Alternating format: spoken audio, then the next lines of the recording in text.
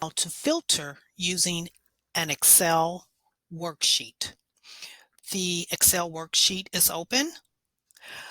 The document contains 3 columns, A, B, and C. I'm going to first use column B to filter information. There is a little diamond in the lower right-hand corner of the header, which is right below the letter B. It's type. It's a little diamond that is inserted in that column using filter.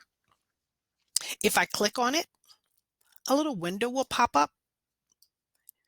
The window is just type, and it's a couple headings there. It's ascending, descending, filter. I'm going to use either descending. As you can see, the column changes, places all of the data in descending order, or ascending. Ascending will do the opposite from A to Z.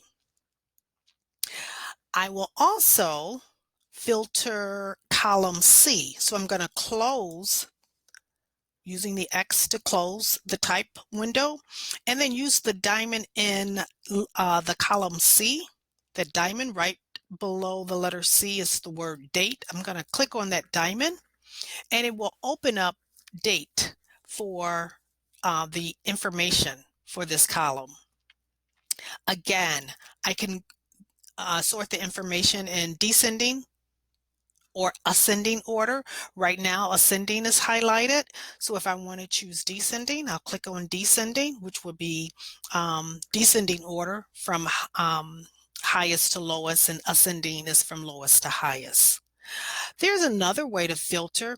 If I just want to select a certain year, as you can see, the majority of the years in my window area is 2022 or 2021. If I just want to look at 2021, I want to deselect everything else and then select the year of the year that I choose, which is 2021.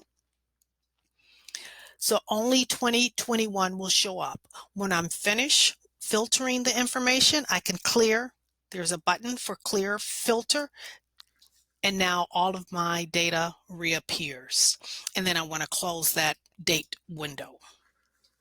This concludes the demonstration on how to filter using an Excel worksheet.